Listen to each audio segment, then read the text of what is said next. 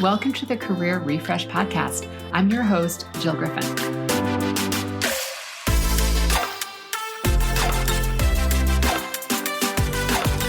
I'm a former media and marketing executive turned career strategist and executive coach. I spent my career working my way up and through the ranks of global organizations and startups, and today I show others how to do the same. Join me each week as we discuss the strategies and actionable steps to leverage your strengths, increase your confidence, and develop your career well-being. Ready? Let's do it.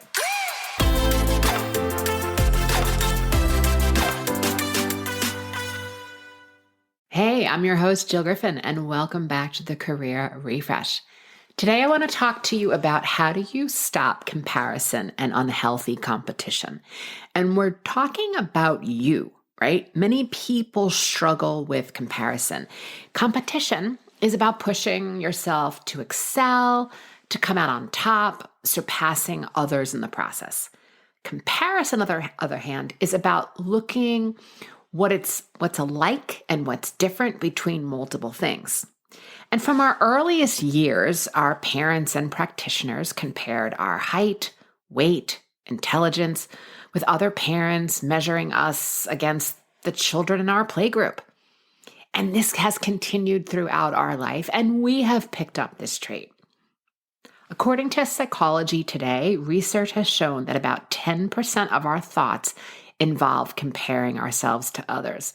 And I'm going to tell you, I think that number is way too low. From the clients and people I speak to and work with, it seems that we are in a widespread culture of comparison. Measuring yourself against others presents a complex dynamic.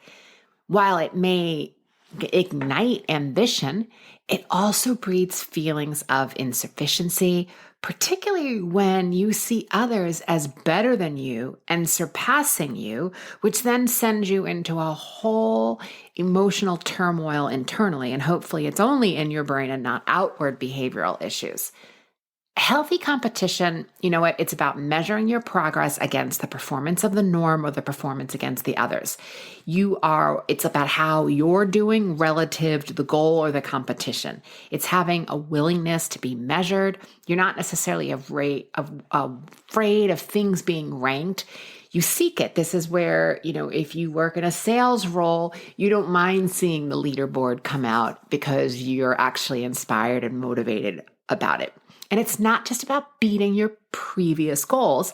You want to look around and make sure that you excel past the competition and others.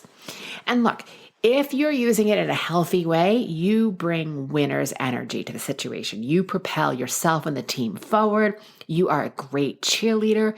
You often look for other people to cheer on because you know what it's like to be in the arena and you want others to have that experience too.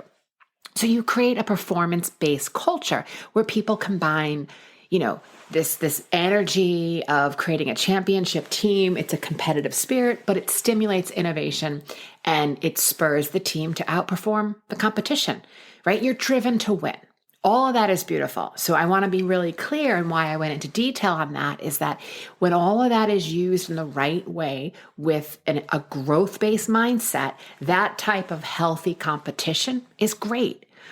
But when competition starts to inherently divide people and calling them winners or losers, prioritizing like individual triumph over the collaboration or support or the progress of others and well-being, it becomes a dilemma that becomes familiar to many employees who work in competitive environments.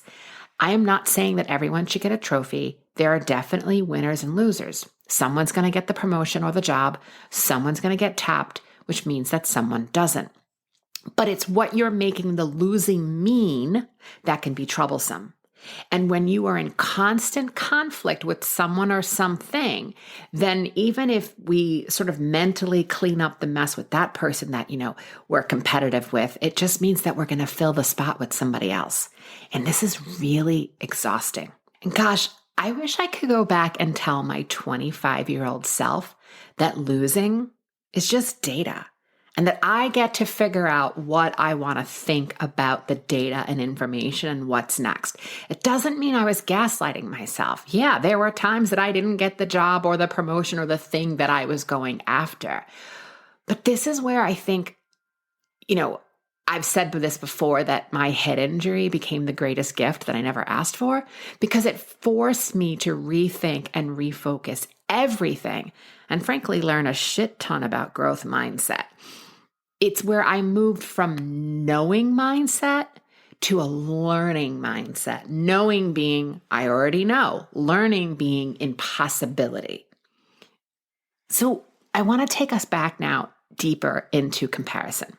First, comparisons are unfair. We often compare the worst of ourselves with the best of others. Said another way, we're comparing our insides, our human messiness, to someone else's outsides that probably look all snazzy and jazzy and ready for achievement. Comparison requires metric. And whether it's like, oh, she's smarter than me, or why does everything come so easily for him? Those are comparison statements that are really difficult to measure. They can't really be proven true. So you just sit there and spin and keep asking yourself questions, again, taking you off your game and taking you off where you need to be focusing. Comparison steals your time and it steals your tomorrows. In my work with people who are navigating careers, many of them are also navigating long-term addiction recovery. And the idea that comparison is a thief and it's a lie, many often realizing that they had judged themselves by comparing themselves to others, but always to their own advantage. And we don't need to be working a program of recovery to see how our comparison thought might lift ourselves and put ourselves in a place of power over or better than, which by default immediately puts someone else down. Do you see the difference between that and a healthy competition that's like, all right, how do we win this? Comparisons can also be addictive. It's this false sense of superiority or victimhood. How do your comparison thoughts impact the way you act? Do you try to escape these thoughts by over-consuming substances, food, streaming services, media, social media, shopping, spending money? That's where it's addictive. You are having thoughts that you are better than or less than someone else. And frankly, in both situations, it doesn't want to feel good. I know you might think that feeling better than someone feels good, but at the end of the day, we are community-based people and we are tribal-based people. And we survive through evolutionary biology by being part of the community or part of the tribe, and being separate or that much better or superior than doesn't make us feel connected. And ultimately, it won't make you feel safe, because if you're so superior, right, not everybody's going to like that, and it makes you a target. If you're the victim in that, it also makes sense where you would be in the comparison of how bad you are or that you're not good enough, and then you run on that and make everyone better than you, also separating yourself. The next thing, it lends itself to comparison, puts the emphasis on the wrong person. When you put the focus on other people's lives, you can't possibly focus on your own. So how do you rewire your brain away from comparison? I'm going to give you the steps. First, take a victory lap. You have to go back and re-experience your own successes. They're going to be the things that you excel at. Find those things, recall those memories, savor those experiences. When we do this, we can then take action from a place of confidence, because we've done it before, we can do it again, not comparison. Be conscious of your reference points. What we know for sure from neuroscience is that when we wake up, our brain waves transfer from delta to theta to alpha and finally to beta, which is when we become super alert.